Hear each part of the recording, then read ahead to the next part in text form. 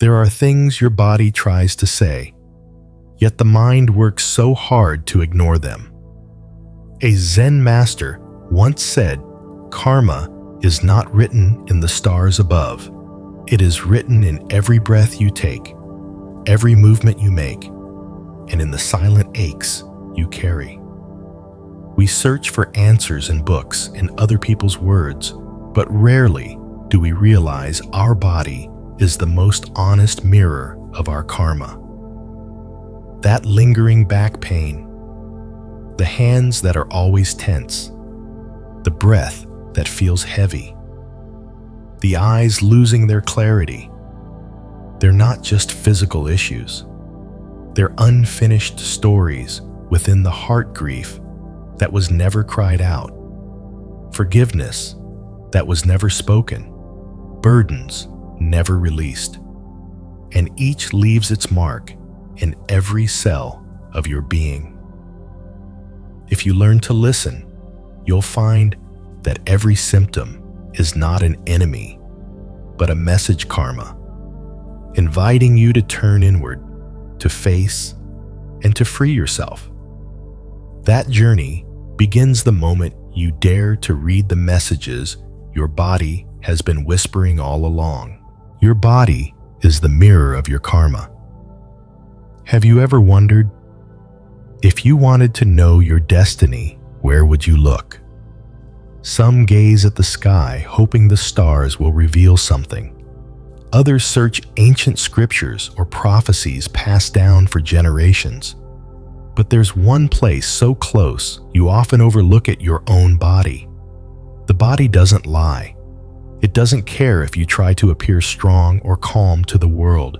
It faithfully reflects whatever the heart is holding, whether you admit it or not. Every breath you take, every posture, every glance, all tell the story of your karma. The Buddha taught that every action, every word, and every thought plants a seed. These seeds don't vanish. They remain in the mind, and the mind leaves its imprint on the body. Someone who lives in constant anxiety will eventually feel their breath grow heavier. Their shoulders droop, as if carrying the weight of the sky. Someone who nurtures compassion will have eyes that soften and a voice that grows gentle. You cannot hide your body from your mind, nor your karma from yourself. Notice how you sit. There are times your body leans forward as if rushing into the future, but your breath is shallow and hurried. And there are times your back hunches, your gaze falls to the ground, as if the past is still pressing down on your shoulders. These postures aren't just habits, they're the language of karma, a language without words, but powerful enough for anyone who knows how to listen. In Zen, it is often said, the body is the mirror of the mind. When the mind is at peace, the breath is deep and steady. The shoulders relax, the steps are light as clouds. When the mind is unsettled, the breath is broken. The muscles tense, as if bracing for battle. You don't need anyone to tell you your fate. Just sit still for a moment. Feel your heartbeat and the flow of your breath, and you'll find the answer there. Once a teacher asked his student, "Do you know why I tell you to sit with your back straight during meditation?" The student replied, "To help with focus." The teacher smiled. Not only that, when you sit straight, you're telling your karma that you're ready to face it. No avoiding, no bowing to fear. That straight spine isn't just posture, it's a declaration to yourself. Think about it. How many times has your body sent you a message only for you to ignore it? That dull ache in your back, the breathless feeling after climbing a few steps, the blur in your vision when you're worn out. Each sign is a word in the living scripture your body is writing, not to punish you, but to remind you. Look again. Take care. Listen. The beauty is when you truly listen. Not only does the body change, the mind lightens too. Someone who observes their breath will quickly notice when the mind is pulled back into the past or rushing ahead into the future. Someone who notices the quality of their gaze will know when they're looking at the world with gratitude and when they're looking through judgment. The Buddha once compared the body to a carriage and the mind to its driver. If the driver loses direction, the carriage will sway. Its wheels may break it, may even stop in the middle of the road. But if the driver is mindful, knows the path, and keeps the right pace, the carriage will carry you safely to where you need to go. When you start seeing your body as the mirror of your karma, you will value it more. You'll understand that every heartbeat is a knock at the door of the present moment. Every breath is a chance to refresh your mind. And you'll see that karma isn't some distant fixed fate. It's alive with you within you, written every day by the way you live. So you might ask, how can I read what my body is saying? The answer doesn't come from rushing to find solutions, but from learning to pause. Pause to breathe deeply. Pause to feel. Pause to look in the mirror without judgment. Only when you pause will the words your body has been writing become clear. And only then will you have the calm to understand. And in that moment of understanding, the journey of releasing karma begins. Not by running away or denying it, but by embracing whatever is here, both the pleasant and the painful. Because in the Buddha's view, every experience is a teacher, even pain, even the marks you thought you wanted to erase. Now, let's go deeper and listen to the messages each part of your body has been quietly whispering to you. 2. Prolonged fatigue. There are mornings when you wake up feeling as heavy as stone, even after a full 8 hours of sleep. You sip your coffee. You drag yourself out of bed, but every step feels slow. Every breath feels heavy. This isn't the same as the normal tiredness after a long day's work. It's quieter, deeper, like a thin layer of fog that settles over your soul. Sometimes this exhaustion isn't about lack of sleep or nutrition.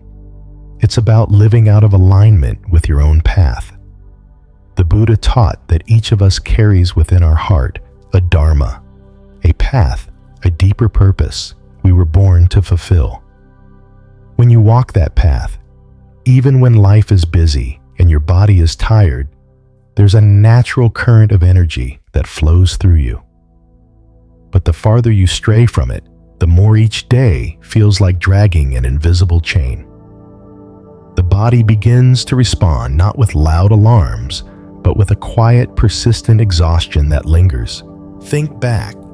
How many times have you done something just because you had to?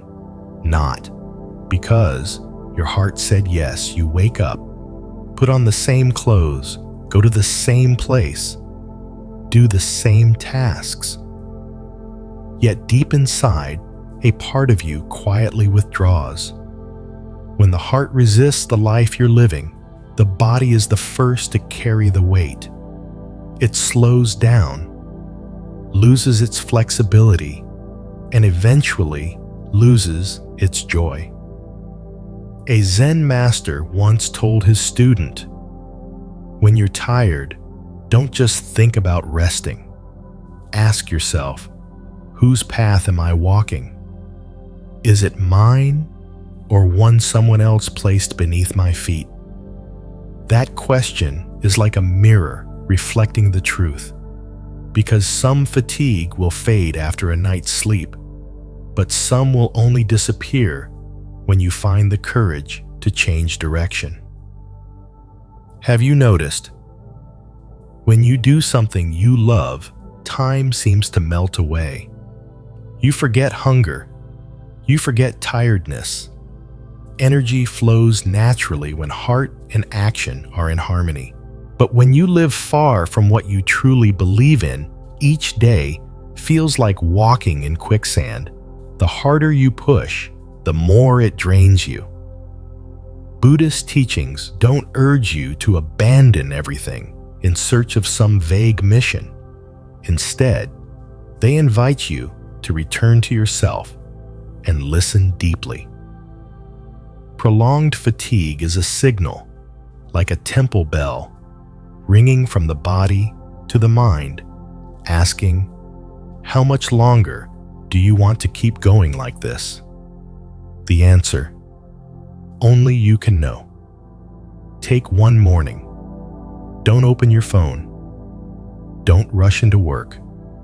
Just sit quietly, breathe, and ask yourself, what makes me feel alive? Don't rush for an answer. Sometimes long enough, silence will let you hear a voice within the voice that's been drowned out by the noise of the world. That voice can guide you back to the path your soul has always known. In the Anguttara Nikaya, the Buddha said one who lives in harmony with the Dhamma is like water flowing downstream. No force, no struggle, yet always moving toward the great ocean. Prolonged fatigue is a sign you've been swimming upstream for too long. No one can swim against the current forever without wearing out. Sooner or later, you must choose keep resisting or surrender to the flow that was meant for you. And don't confuse laziness with spiritual exhaustion. Laziness is the unwillingness to act. Spiritual exhaustion is doing a lot, yet nothing that touches the heart. It's like planting seeds in soil that isn't yours. No matter how hard you work, the tree will never bloom. If you are living with prolonged fatigue right now, don't rush to label your body as weak. Thank it. It's trying to tell you. It's time to pause. It's time to find your way back. The body is your most loyal friend. It won't let you walk the wrong road for too long without sending warnings. The question is, will you listen? Or will you pour another cup of coffee? Grit your teeth and keep walking the path that drains you. Listening doesn't always mean quitting everything. It means adjusting little by little, so each step no longer works against yourself. One day, when you wake up and realize you found that spark for life again, you'll see that prolonged fatigue was never your enemy. It was a signpost pointing you back toward your spiritual path and your true purpose. And when that day comes, fatigue will no longer be a fog that clouds your mornings, but a memory, a gentle reminder to never ignore the quiet signals from your own body and heart. 3. Shortness of breath. There are moments when you feel like you're breathing, yet you can't quite breathe. Not because you've run too far, and not because of any clear medical issue. It's just that your chest feels tight. Your breath becomes shallow and short, like an invisible hand is pressing down on you. Strangely, these moments often come on days when your heart feels heavy, when there's a sadness you've never named, or a truth you've never dared to fully live. The Buddha taught that the breath is the bridge between body and mind. When the mind is at peace, the breath is deep and smooth, like a cool stream flowing through the heart of a mountain. When the mind is tangled, the breath is short and shallow, like a fish stranded in a dry season. The body doesn't just inhale oxygen and release carbon dioxide, it inhales and exhales, experiences emotions and memories. And when grief is held in, it doesn't vanish. It sits in the chest, blocking the flow of air like a stone lodged at the bottom of a river. Perhaps you've been through a loss you never truly cried over. Or maybe there are words you've kept trapped in your throat for years until they've formed an invisible lump. When that happens, breathing stops being a free-flowing rhythm and becomes a quiet struggle. A Zen master once told a story about a woman who came to him saying she always felt short of breath, even though doctors found her heart and lungs healthy. He invited her to sit and breathe with him.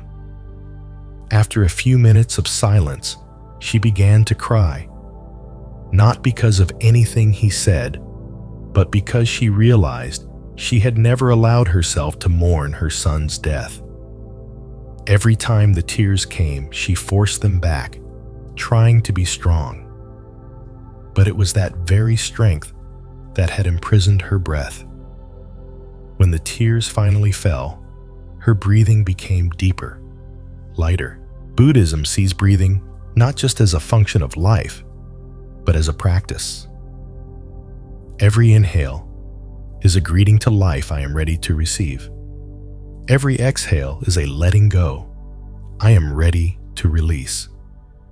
When you breathe with mindfulness, you not only nourish your body, you also dissolve the knots within your mind. Notice this: when you're anxious, your breath stays high in your chest, fast and tight. When you're relaxed, it drops naturally into your belly, slow and deep. Breath mirrors the mind, like water reflects the sky. If the water is rippling, the sky's reflection distorts. To see the blue sky clearly, you must still the water. To see your own mind, you must soften your breath. There's a meditation practice called Anapanasati, mindfulness of breathing. The Buddha taught breathing in. I know. I am breathing in. Breathing out, I know I am breathing out. It sounds simple, but that simplicity is the gateway to freedom. Because when you truly know you're breathing, you begin to notice all the tension, all the grief, all the hidden truths living inside each breath. And here's the beauty: when you release your breath fully, you release a piece of your pain. You cannot hold your breath forever, just as you cannot hold on to a past that's gone. Breathe in as if you are embracing yourself. Breathe out as if you are setting everything down. If you feel short of breath today, don't only ask, "How do I get rid of this symptom?" Ask, "What have I never cried for? What truth have I not dared to live?" The answer may not come right away, but the moment you start asking, you begin to free yourself. Find a quiet moment in your day. Sit still. Place your hand over your chest. Close your eyes and breathe. Don't force your breath to be deep right away. Just feel it, like listening to your own heartbeat. When you're ready, inhale with the thought, "I receive," and exhale with the thought, "I release." Do this daily, and you'll find your breath slowly returning light as wind, wide as the sky. And when your breath is free, so is your mind. The breath is the bridge. And when the bridge is clear, the road between body and mind is open. Grief will find its way out, and truth will find its place in your life. You'll see shortness of breath was never the enemy. It was an invitation to come home to yourself. 4. The meaning behind blurred vision. Have you ever noticed your eyes just don't see as clearly as they used to? Your prescription is up to date. The doctor says everything looks fine. You blink, rub your eyes, blame it on the lighting or your age. But sometimes the cause isn't in your retinas or your eyesight. It's deeper. It's in the mind that still clings to illusions or turns away from truths it doesn't want to face. Our eyes don't just see the outer world. They also reflect the inner one. When your heart doesn't want to see something, your vision clouds like glass fogged over. Not the mist of time, but the mist of things you've avoided confronting. The Buddha once said beings do not suffer because of what they see, but because of what they refuse to see. When you reject the truth, the mind draws a curtain. And the eyes, those windows to the soul, close part of the way.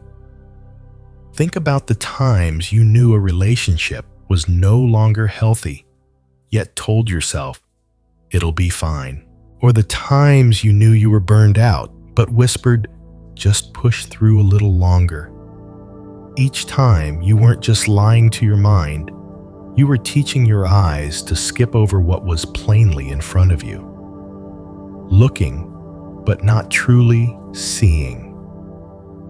In Zen, there is a practice called contemplating the truth, seeing what is without adding, without subtracting, without judging. A master once said, "The truth is like the sun. You can close your eyes to avoid it, but it's still there, shining. You just don't see it. Live too long in the shadow of illusions, and your eyes forget how to bear the light of truth. When that light finally comes, it feels blinding, hazy, unclear. Some say blurred vision is simply a sign of aging. But have you noticed? There are elders whose eyes remain sharp, bright as a clear mountain lake, because they live honestly. They don't run. They don't build illusions to comfort themselves. And there are young people whose eyes already seem clouded, not from physical decline, but because their hearts have shut out what they don't want to see. Buddhism teaches that Vipassana insight is the path that returns the mind to truth. When you see the nature of all things, that all is impermanent, that clinging only brings suffering, both the mind and the eyes grow clear again. Not clear to see perfection, but clear to see reality as it is. Try this. Spend a day not letting your eyes be consumed by screens or endless outside images. Instead, look at what you usually avoid. Look into your fears, your wounds, even the mistakes you want to forget. At first, the mind will want to turn away, just as eyes squint when meeting strong light. But if you stay with it, your vision will begin to adjust. Slowly, details will emerge, lines will sharpen, and the truth will stop feeling like an enemy. In one of his teachings, the Buddha said, "When the eyes see clearly, the heart opens. When the heart opens, the path appears." This was not only about eyesight, it was about the vision of wisdom. The clearest eyes are not the ones that see the farthest, but the ones that dare to see what is here right now. So, if today you notice your vision has grown dim, ask yourself, what am I refusing to acknowledge?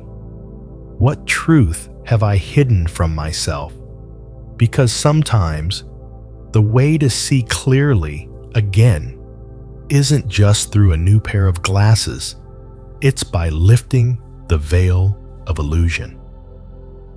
And when you do, not only will your eyes brighten, but the whole world will come into focus. No longer blurred by the fog of the stories you tell yourself. No longer distorted by fear or denial. Only a simple, honest seeing remains, and in that seeing, freedom begins. 5. Painful stiff hands. Have you ever noticed your hands are telling you something? Not in words, but in feeling.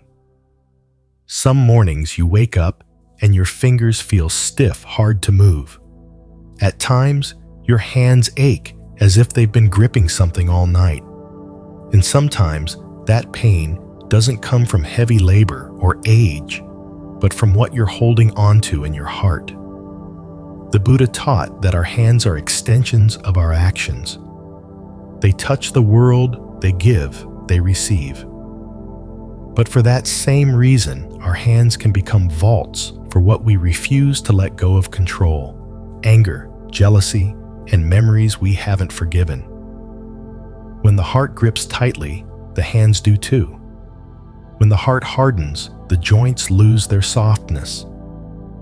When was the last time you clenched your fists? Maybe it was during an argument when someone's words hurt you.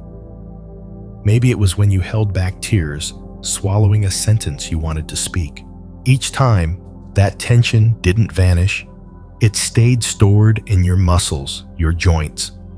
Over time, the hands became locked boxes for emotions never released. A Zen master once told a story about a student who complained of aching, numb hands despite not doing heavy work. The master smiled, handed him a stone, and said, "Hold it tight." Minutes passed. The student's fingers trembled. His arm ached. "Tired?" the master asked. The student nodded. "You can put it down any time. But if you don't, the pain will never leave." The student realized he'd been gripping invisible stones of anger and fear, and his hands were simply showing him the truth. In Buddhism, letting go isn't about loss, it's about release. When you open your hand, it's not empty. It now has space to receive something new. When you loosen your grip, your heart softens too. And when the heart softens, the hands regain their warmth and flexibility. Try a simple practice. Sit still. Rest your hands on your thighs. Close your eyes. Inhale and imagine you're holding something heavy, a painful memory, someone you haven't forgiven, a fear that lingers. Exhale and picture yourself opening your hand, letting it drop away. Repeat. You'll feel your hands lighten, and strangely, your chest will too. Some might ask, "But if I let go, won't I get hurt again?" The Buddha answered, "Holding on won't protect you. It will only exhaust you. Only with empty hands can you receive what is good when it comes. Anger and envy may feel like weapons, but they're actually burdens. And hands like hearts were never meant to only hold burdens." Notice how people who live in constant anger often have cold, stiff hands. But those who give freely hug often, or hold others' hands with warmth, have soft, warm palms. That's no coincidence. The energy in your heart flows into your hands, and your hands tell the story of your heart. If your hands ache today, ask yourself, what am I holding on to? The answer may not come immediately, but in asking, you've already begun to unlock. And once unlocked, your hands will learn again to release, to open, to receive, to give, to touch life, not with fear, but with trust. One day you may realize the pain in your hands was simply karma's gentle reminder. It's time to stop gripping the past and let the present flow freely. And from that day on, every handshake, every embrace will no longer be just a gesture, but a blessing for yourself and for everyone you touch. 6. Forgiveness is the key. There's a truth many only discover after years of battling pain, both in the heart and in the body. The body never forgets. It remembers every wound you've endured, every word left unsaid, every mistake never forgiven, especially the ones you've made yourself. And it will remind you, not with words, but with quiet signals, an unexplained backache, a heaviness in your chest, a fatigue that clings no matter how much you rest. Forgiveness sounds simple, yet it's one of the hardest journeys you'll ever take. Forgiving others is difficult, but forgiving yourself can feel impossible. When we think of our mistakes, we often hold on to guilt as if it were a self-imposed sentence, believing that carrying it makes us more responsible.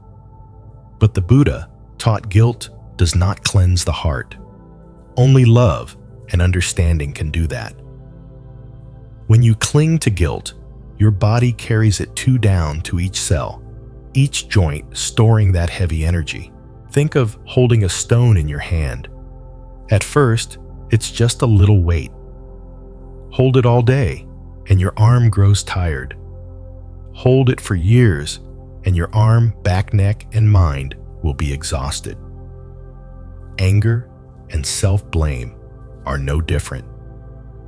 Keep them, and they sink deep into your flesh, showing up as pains no doctor can explain. There's a story from the Buddhist texts. 2 monks were walking along a muddy road when they saw a woman unable to cross. One monk carried her to the other side. Hours later, the other monk complained, "We are monks.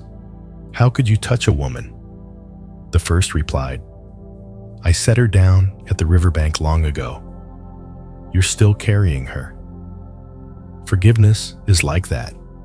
It's the act of setting the burden down. But if your heart refuses to let go, the weight remains, and your body will keep reminding you with its heaviness. Some fear that forgiveness means excusing the wrong or allowing harm to continue. But forgiveness is not agreement. It's freedom. It's releasing yourself from the prison of an old story. The Buddha once said, "Holding on to anger is like grasping a hot coal with the intent to throw it. You are the one who gets burned." When you forgive, you're not doing a favor for them. You're granting mercy to your own heart and body. And remember, forgiving yourself is just as essential. We all have wounds. We've caused choices we wish we could undo. But if every memory becomes another self-imposed sentence, you live in a loop with no escape. The body reflects that loop through exhaustion, tension, sleepless nights, or mysterious aches. Only when you tell yourself, "I was wrong, I have learned, and now I choose to let go," will your body finally exhale. Start small. Each day, sit quietly for a few minutes. Place your hand over your heart and whisper, "I forgive myself. I forgive others. I let the past rest." At first, it may feel awkward, but with time, you'll notice your body growing lighter. Someone once asked me, "How do I know when I've truly forgiven?" The answer is when you can recall the memory without that tightness in your chest, without your hands unconsciously clenching, without the reflex of a sigh. You don't forget, but the memory no longer has the power to control your emotions or your body. Forgiveness is a gift, but not one you give to others first. It's one you give yourself. And when you open that gift, both your mind and body are freed. Pains you thought were inevitable heaviness you blamed on age may begin to dissolve, making space for lightness and peace. And you'll understand your body was never the enemy. It was the faithful friend patiently reminding you all along. It's time to let go. 7. Skin conditions. Here's something fascinating that most people overlook. Your skin is telling the story of who you are more honestly than any words you could ever speak. Skin isn't just an outer shield, it's the boundary between you and the world. And when you reject a part of yourself, or when quiet battles rage within your skin, often becomes the clearest mirror of it all. Have you ever gone through a time when your skin suddenly broke out, turned red, or became irritated, even though you were eating well and taking good care of it? Sometimes it's not just about the weather or skincare products. It's the mind sending a message. The Buddha taught that body and mind are never separate. When the mind is restless, the body finds it hard to be at ease. And the skin, the most sensitive boundary, will speak first. Imagine your inner world as a house. If that house is filled with self-criticism, inner conflict, and dissatisfaction with yourself, the air inside becomes heavy and stifling. Your skin is like the windows of that house. When it's too hot inside, the windows open to release the pressure, but everyone outside can see it too.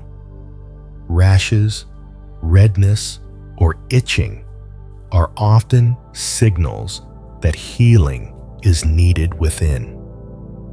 A Zen master once told of a woman with chronic eczema.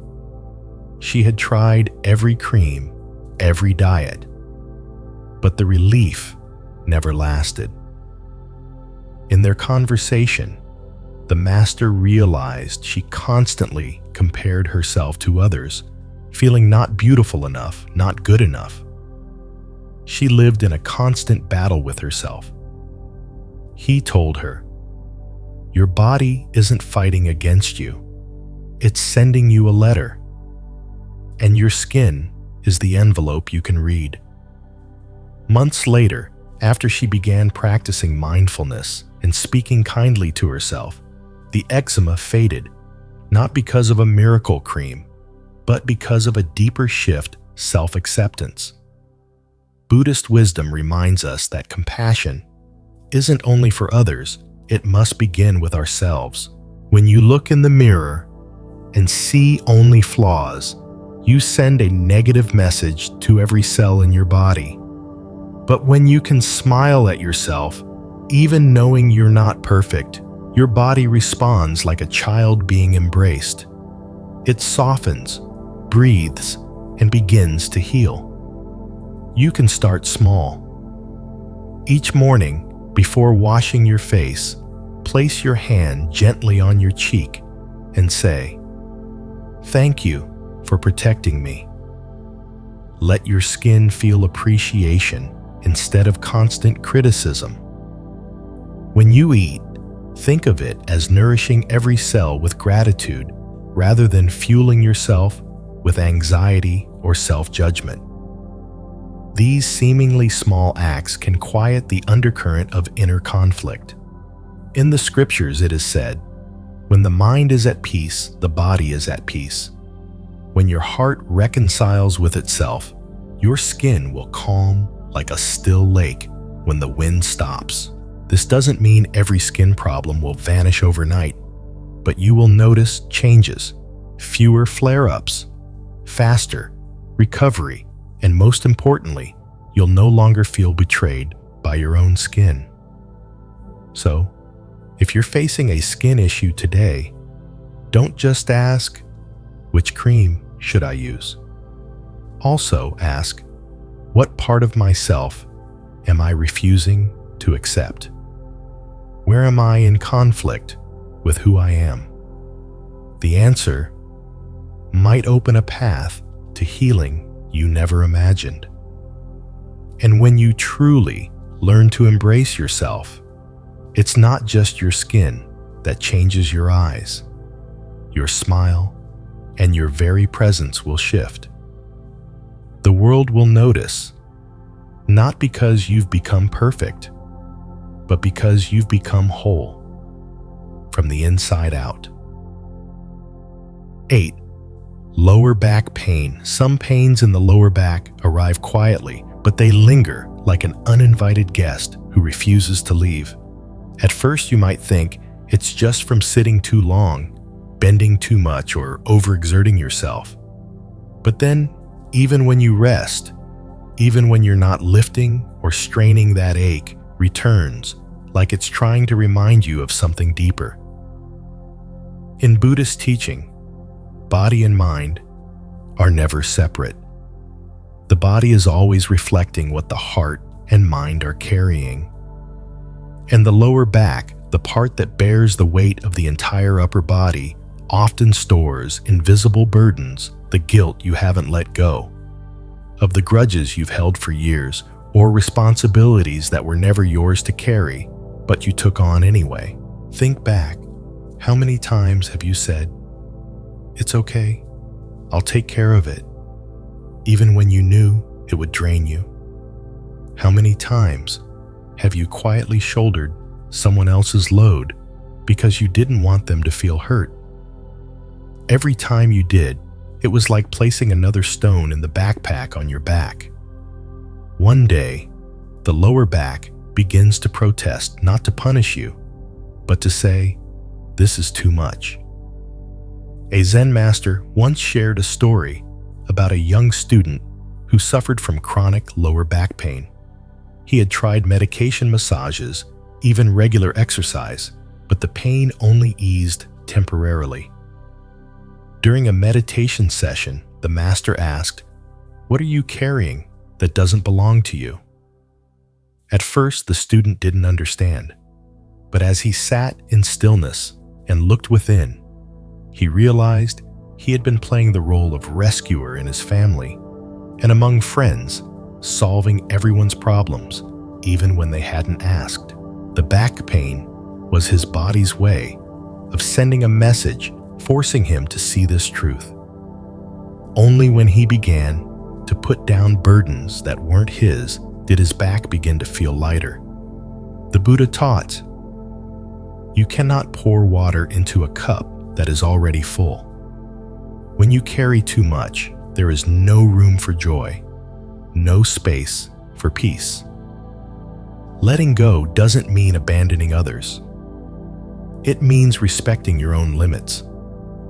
In truth, when you take better care of yourself, you'll have more strength to help others in a lasting way. Guilt is another heavy stone many people store in their lower back. It might be a mistake from the past, something you wish you had done differently. But have you noticed? Holding on to guilt doesn't change the past. It only makes the present heavier. The Buddha once said, "Holding on to guilt is like clutching a burning coal. It is you who will be burned. Instead of carrying it forever, set it down with honest acknowledgement. Take the lesson and move forward." Resentment is no different. It's like a hardened block of cement on your back. The more you hold it, the more it wears you down. Forgiveness doesn't mean approving of what was wrong. It's about freeing yourself from the chains. When the heart becomes light, so does the back. You can try a simple practice each night before sleeping. Lie down, place your hand gently on your lower back, and quietly ask, "Today, what did I carry that wasn't mine. Don't rush to answer. Just allow your mind and body to speak to each other. Maybe an image, a memory, or a name will surface. When it does, take a deep breath and imagine placing it gently on the ground. Some people fear that if they let go, they'll become selfish. But in reality, letting go is how you preserve your energy for the things that truly need you. Just like someone carrying a heavy load, if they keep piling more on, they won't make it far. If your lower back aches today, see it as your body's gentle reminder. It's time to look at what you're carrying. Remember, you don't have to hold everything. Some things belong to others, some belong to the past, and some are only illusions. When you set them down, it's not just your back that finds freedom. Your spirit will finally breathe too. And perhaps tomorrow, when you stand up and walk without that familiar heaviness, you'll smile and realize lightness itself is a form of practice. 9. The daily practice of letting go. There's something many people only realize when they've grown truly exhausted. Healing isn't just about fixing what has already happened. It's about preventing new burdens from piling up. And the only way to do that is to make letting go a daily habit. Most of us wait until the body starts screaming before we listen, when the pain is sharp, when the mind is already drained. But letting go, if practiced daily, is like dusting your home. The dust never gets a chance to build up. Everything stays fresh and light. The Buddha taught, each day shed like a snake releases its skin. Not because the old skin is bad, but because it has served its purpose. We too carry emotions, thoughts, and pressures each day, and if we don't release them, they become nameless burdens, quietly leaving their marks on both body and mind. You can begin very simply. Choose a short moment each day, perhaps early in the morning, when you wake, or at night before sleep. Sit quietly, close your eyes, and notice your body. How do your shoulders feel? Your neck, your chest, your belly? Is there tension? Is there ease? You don't need to change anything right away.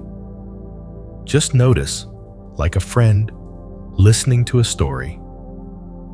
At first, you might be surprised by how much tension you've been carrying. The small things add up, furrowing your brow when reading the news, clenching your jaw in traffic, tightening your fists when someone's words bother you.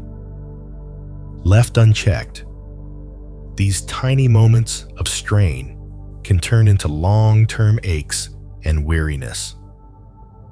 I once met a woman who constantly felt heaviness in her neck and shoulders.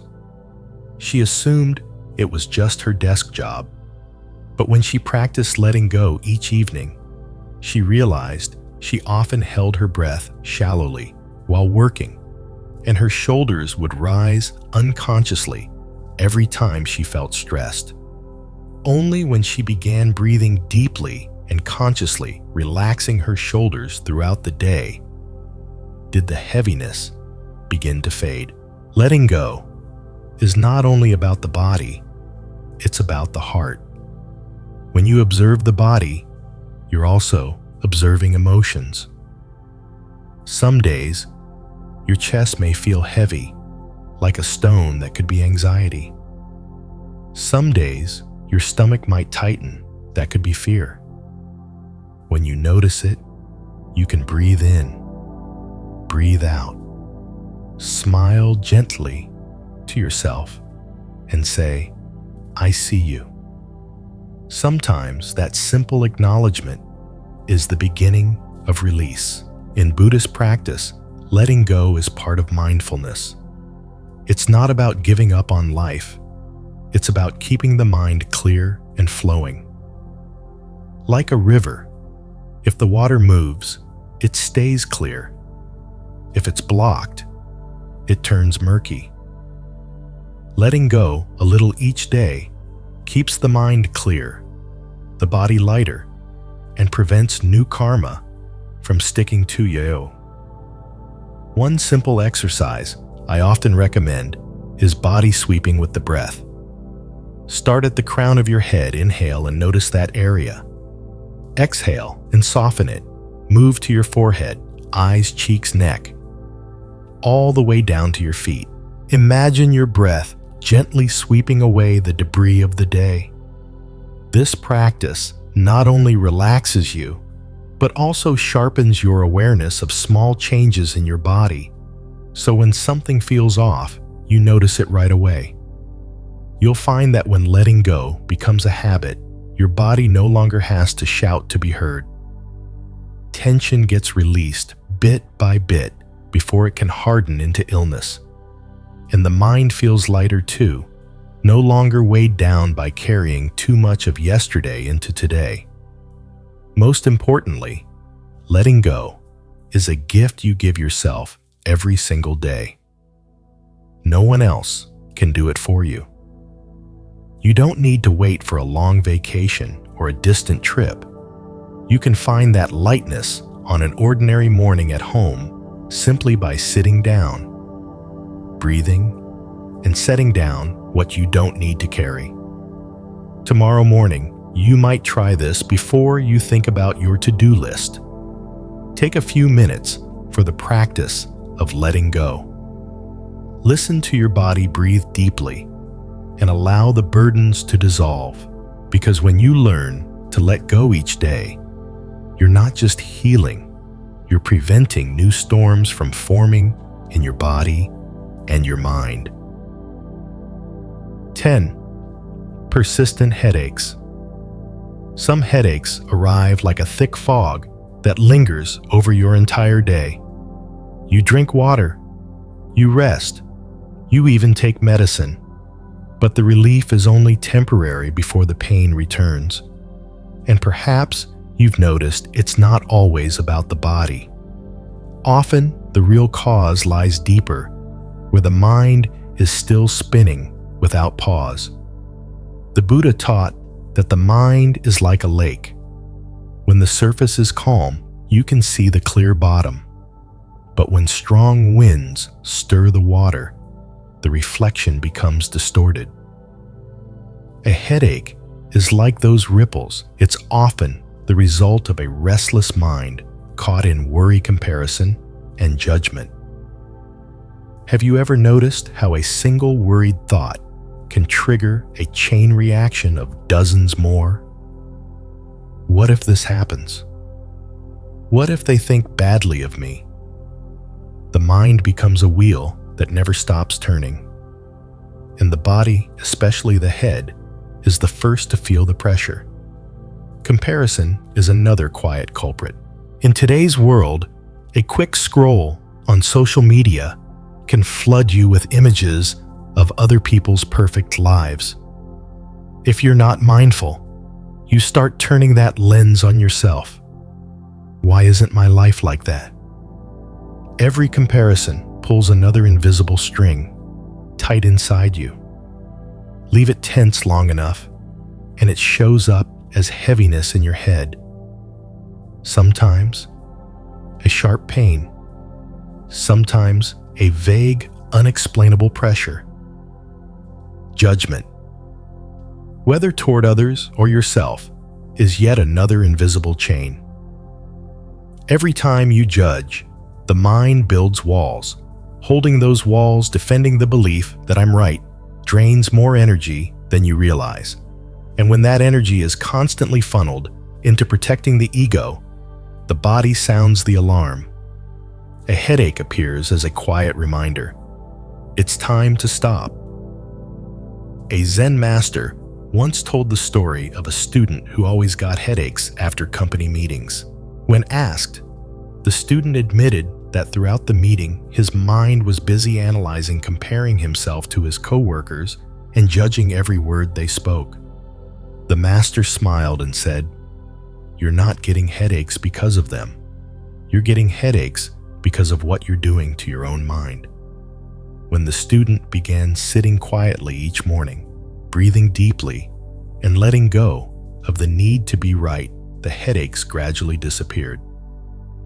Buddhism teaches the art of letting go of thoughts, not to avoid life, but to return to awareness. When you notice you're caught in the spiral of worry, comparison, and judgment, try stopping. Inhale and feel the breath entering the crown of your head. Exhale and imagine the tension melting down through your shoulders, chest, and out of your body. Just a few minutes of this gives your mind space to rest. Think of your mind as a room. If every light is on, every machine running, every TV blaring, the room quickly becomes hot and noisy. A headache is the knock on the door telling you to switch off a few things so silence can enter. If you're struggling with persistent headaches today, don't just ask, "How can I make the pain stop?"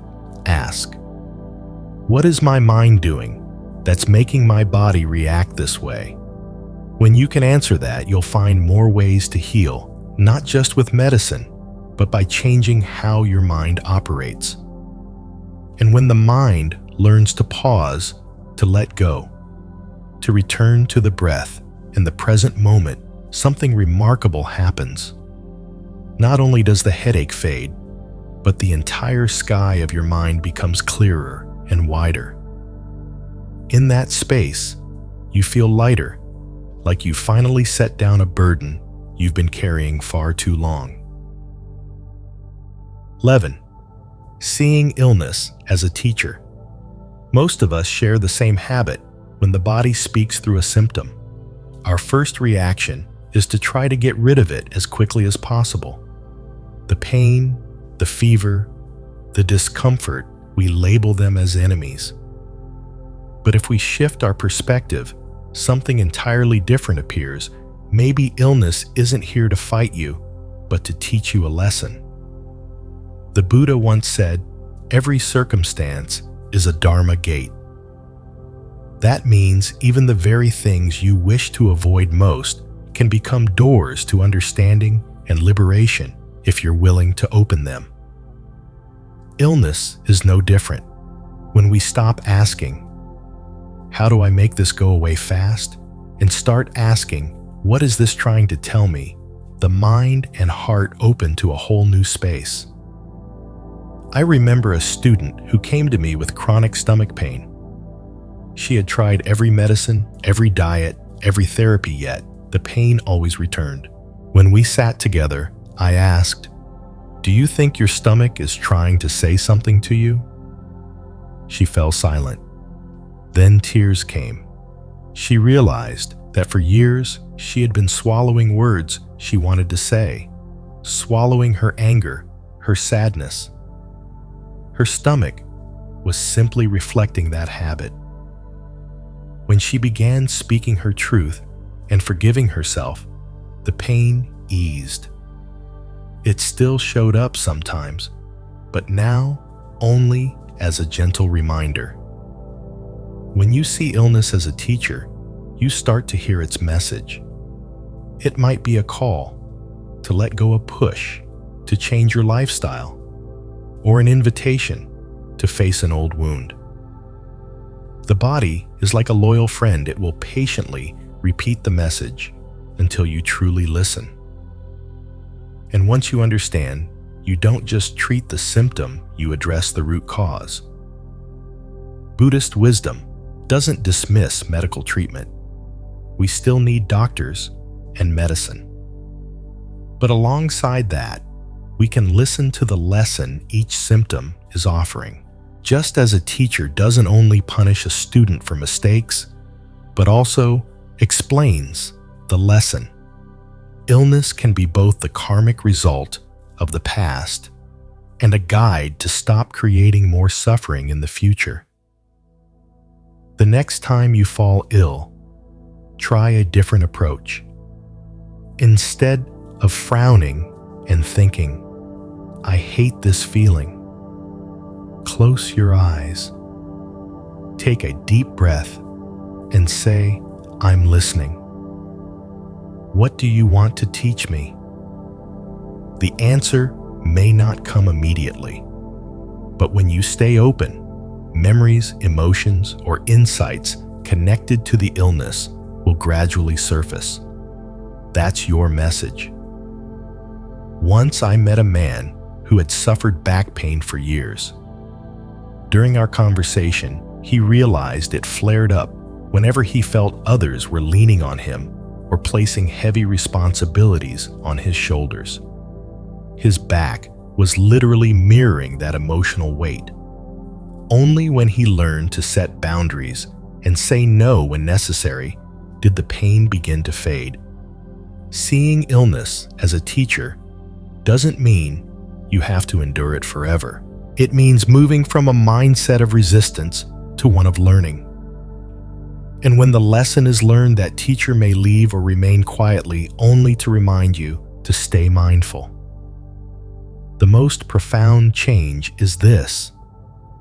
Once you change how you see illness, fear begins to dissolve.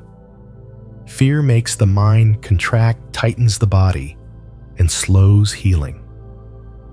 Understanding and acceptance open the mind, creating the conditions for natural recovery.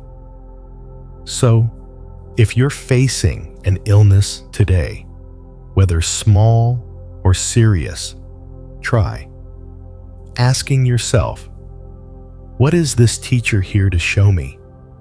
Perhaps it's teaching you to love yourself more, perhaps to slow down, or maybe it's a reminder that life isn't infinite and you should spend your time on what truly matters. When the lesson is received, something beautiful happens. Illness is no longer just a period at the end of the sentence. It becomes a comma, a pause, a moment to breathe, to listen, and to step forward again, lighter, clearer, freer. 12. Practicing a dialogue with your body. There's something most of us rarely do in our busy lives: sit down and have a conversation with our own body. We talk to family, friends, and coworkers every day.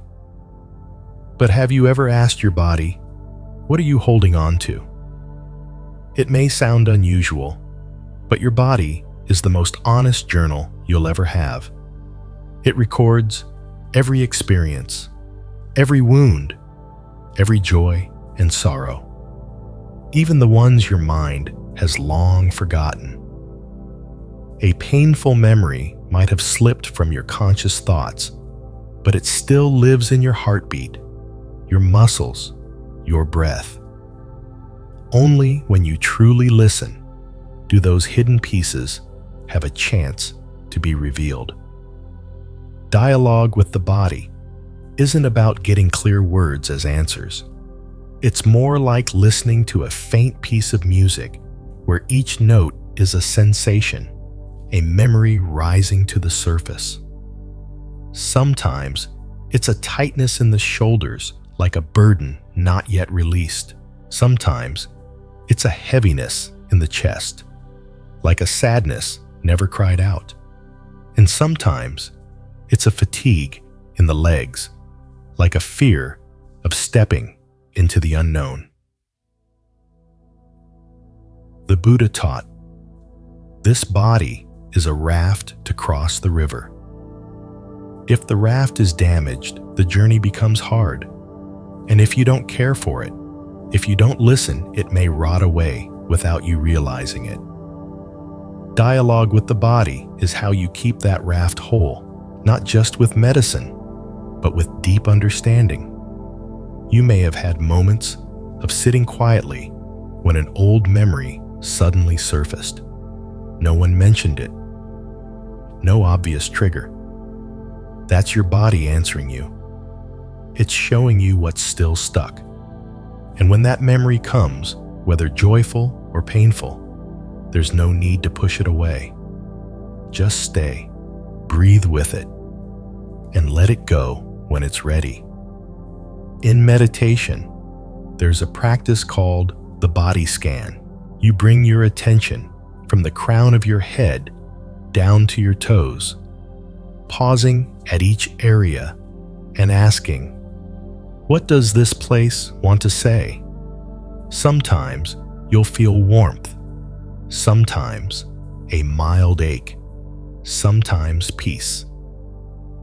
Every reaction is an answer. The body doesn't speak in words, it speaks in sensations. And if you're patient, you'll start to understand. When you ask your body and listen with your heart, something remarkable happens. Many pains are not just physical issues.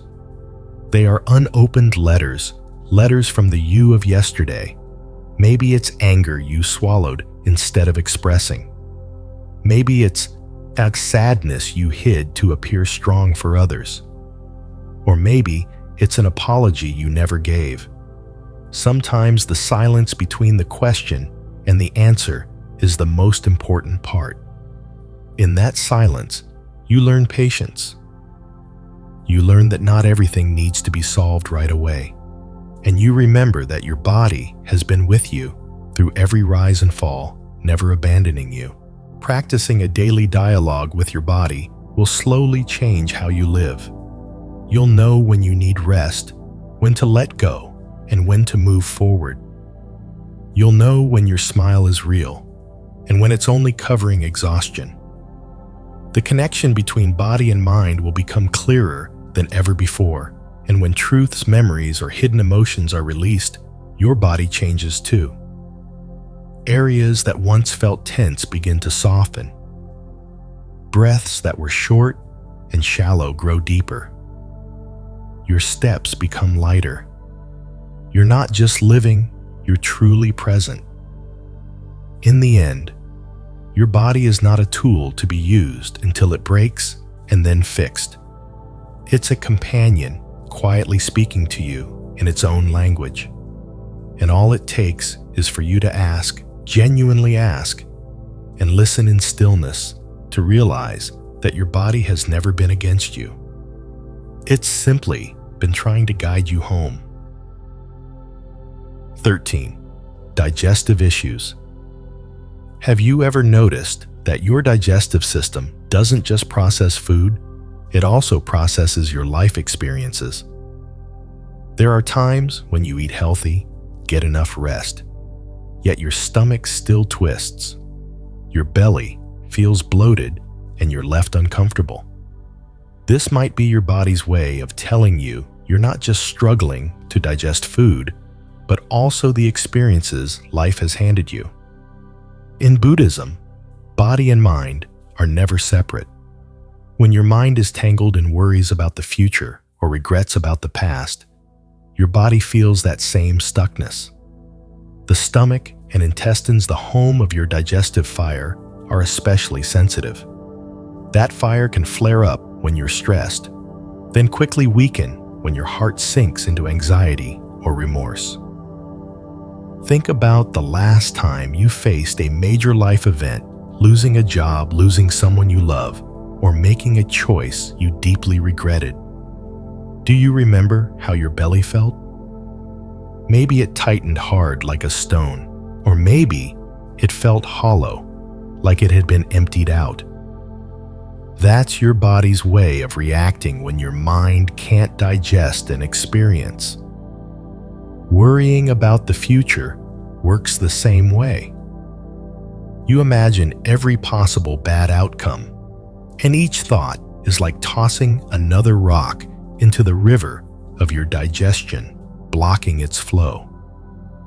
The past two memories you haven't accepted are like food that hasn't been chewed well, sitting there fermenting, causing daily discomfort. The Buddha taught, the past is gone, the future has not yet come. Only the present is where we can truly live. When you're stuck at either end of time, you abandon the present, and your body, especially your digestive system, takes the hit. It's no accident that in many traditions, the belly is called the center of life, or the seat of inner strength. There's a story of a woman who constantly suffered from bloating and indigestion, even after countless doctor visits. Only when she began practicing mindfulness did she see her habit clearly. Every time she was hurt, she would tell herself, "It's fine, I'm okay," and keep working as if nothing had happened. But inside, the emotion never went away. It was swallowed and stored in her belly. When she learned to breathe deeply, place her hands over her stomach, and allow herself to fully feel what she had buried, her discomfort began to fade. Digestive problems are often not just about eating, they're about living. When you fully digest an experience, no matter how difficult you feel, lighter, and your body works more smoothly. But when you resist, swallow it down, or avoid it, your belly will be the first to speak up. So how do you digest life? First, give yourself time. Food needs time to digest, and so do experiences. Don't force yourself to be okay right away. Sit down. Breathe slowly and ask, "What is this here to teach me?" When you find meaning, acceptance becomes easier. Next, practice living in the present. Whenever your mind runs toward the past or rushes into the future, bring it back with your breath. Simply place your hand on your belly. Take a deep breath and feel each rise and fall. Deep breathing activates your body's relaxation response, helping your digestive fire burn steady again. Finally, be kind to yourself. Don't judge your body for reacting. It's only sending you a signal. If your stomach feels uneasy, take it as an invitation to pause, listen, and let go of what you no longer need to carry. When you truly digest what has happened and what is happening, not only does your belly feel lighter, but so does your mind. You'll realize your digestive system isn't just about transforming food. It's also where you transform your life. In the end, every message your body sends is a whisper from your soul, asking you to slow down, listen, and return to yourself. When you cherish each breath, each heartbeat, and each sensation, whether pleasant or uncomfortable, you begin to see illness not just as a challenge, but as a doorway to healing and a deeper understanding of life. If today's sharing touched your heart, remember, the path of awakening is a journey we can walk together. Subscribe to Buddhism Seeds to nourish your days with the Buddha's timeless wisdom, soul-touching stories, and simple yet profound practices. Hit the like button, share this video to plant seeds of compassion and wisdom far and wide. And don't forget to leave a comment below. Share your thoughts, experiences, or questions. Who knows? Your story might be the very spark someone else needs to find light on their path.